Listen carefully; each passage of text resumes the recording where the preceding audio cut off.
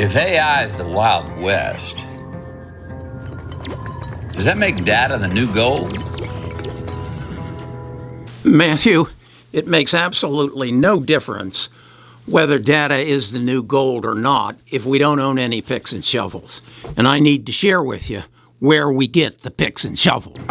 I've been telling you about this book for the last several weeks, and yesterday my wife was in the hospital. She had fallen and broken a bone or fractured a bone in her leg, and so I spent 6 hours in the hospital, and I finished the chip war. And I think if you do nothing between now and New Year's, you need to read this book, at least the last hour. I actually listened to it on Audible. If you want a free copy of it, if you're not subscribed to Audible now, go into the link and you can get your first book free, and it should be The Chip War. Because what you need to know is Matthew's right. AI is the next gold, but the picks and shovels are semiconductors. Semiconductors are going to be the most important element of our economy for the next, I don't know, at least the next 5 years until we get into quantum computing, and I don't know what that might bring. But you must read this book if you want to be an investor. And what you're going to learn is everything in our economy is dependent on semiconductors. Your phone has 10 semiconductors in it. A guided missile, it has 200 chips or semiconductors in it. And the reason that's important is illustrated to us as to what's happening in Russia. Russia doesn't have a semiconductor industry, so their missiles are unguided. And that's why they end up blowing up hospitals and apartment buildings, because they're just throwing crap across the border. On the other hand, Israel has a very extensive access to semiconductors, and their missiles hit their targets right on. It is imperative that we build our system within the United States. In that last hour, the author will explain to you what is going to happen relative to China if we don't take action very quickly, because the fact is, advanced semiconductors are only made two places in the world. One is in Taiwan, 90 miles off the shore of China, and the other one is in South Korea. There are none made in the United States. But there is hope, and I'll explain that to you just after I explain. This is not financial advice. This is just down-to-earth knowledge. Best of Us Investors presents Kerry Griegmeyer.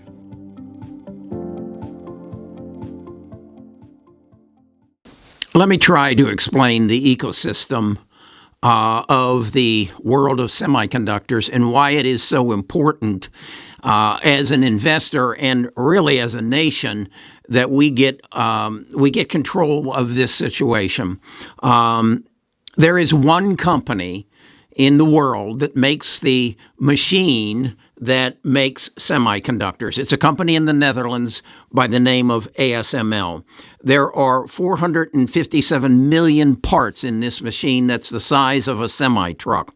If you want to buy a new one of these machines, it's going to cost you $320 million, and it will be delivered, one will be delivered to the United States within the coming months or within the first of this year, but it won't be operational until 2027. It's going to be delivered to Intel because Intel is building a fabrication plant up in Columbus, and then one also in Arizona. You see, we don't have the capability to make these advanced semiconductors. They're only made in two places. One is made in Taiwan, and that's 90 miles off the shore of China, and others are made by Samsung, and they're in South Korea. We don't have the capability to make the semiconductors that we need in our cars, that we need in our phones, that we need in our guided missiles, that we need in our computers. We don't have the ability to make them. Okay? So can you understand how that puts us in a very insecure position relative to those countries that do have access. Who are they? Well, right now, it's pretty well available to anybody other than Russia and China through Taiwan Semiconductor or through Samsung. But right now, we are in a position where if China invades Taiwan, we're out of business. I mean, our missiles will have no advanced semiconductors. Our phones will not. Our cars will not. Our economy basically shuts down, and that's the position we're in. How did we get into that position? That's a whole nother video. Just be aware that it is going on now. As I say, there are only two places you can get this advanced semiconductor that is going to make artificial intelligence and then eventually machine learning available so that we can get to Matthew McConaughey's gold, data. Who owns the data? Well, we know who owns the data. That's Amazon, Microsoft, Google, Apple, for the most parts. And then we all individually have data. You have data, and it will be made available to you if you want to monetize it, as I am on my website, by bringing my videos into the play so that you can access my data, my videos, through a question, a ChatGPT. But that's another thing. So if we know that there's only one company that makes the machine, there's only two companies that make the semiconductors, the advanced semiconductors, then we come down to three companies that make the semiconductor processing system possible through software. And that's Cadence, Synopsys, and Mentor. Are you beginning to see what this is coming down to? This is a survive or don't survive situation. We have allowed, we talked about how we allowed all our manufacturing to go to China because of cheap labor, and now we're moving it to India and to Vietnam. That we can live with, and we can put some of it in Mexico, and we can live with it, but we cannot live with the situation that we find ourselves in right now. So what I'm doing as an investor is recognizing who are the companies that are in play. As I said, I just learned of three of them as a result of the last hour of the book: Cadence, Synopsys, and Mentor. And I'm doing my research to decide, do I want to invest in them, and at what price do I want to try to buy them? Because, again, they are some of the key players. This is not as simple as going and buying Matthew McConaughey's company, Salesforce, that he's advertising, because if we don't have the semiconductors, we can't access the gold.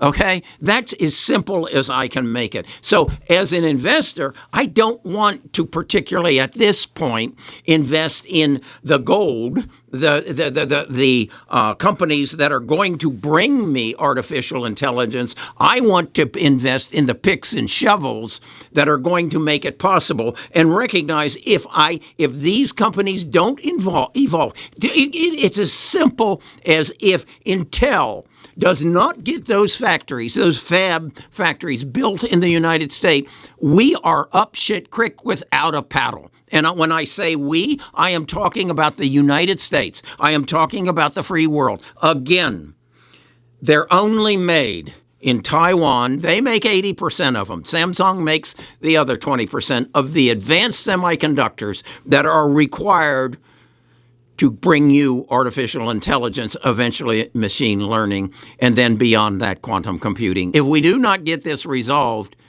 the game's over. The game is over. So as an investor, please read this book. Understand it. And then after you finished reading it, read it again. Because this is the future of your investing. Now, again, I believe that this should be a part of your portfolio. Your core portfolio needs to be made up of the big seven. And I watch CNBC and they talk, well, it's all going to rotate away from that to small caps. Wake up! We are at a life and death situation. We have to take control of this semiconductor chip manufacturing ecosystem. I believe we will. And we believe we who invest in the companies who are going to give us access to it are going to be rewarded handsomely. Understand this. Read. Educate yourself. And then go find me the next book I need to read to understand this even further. This needs to become a team sport. Because if we lose this game, it's game over. Okay, don't want to be an alarmist, but I really believe you need to understand where does Samsung play into this? Where does Nvidia? Where does AMD? Where does Advanced Micro Devices? Where does Cadence? Where does Synopsys? Where does Super Macro Computer System? Where does AEHR? Where does Modine? Modine makes the air conditioning systems that cool the process centers. But if we don't get this part of it squared away, and we don't get fabs in the United States, we're a second class country. That's as simple as I can put it. I want to help you understand this. I need your help. I need you to get on the bus. I need your brain. I need you to be at my Friday Stock Talk and bringing me more information and bringing me more knowledge while I share my knowledge with you. Okay, that's all I got. Got to go take care of my wife.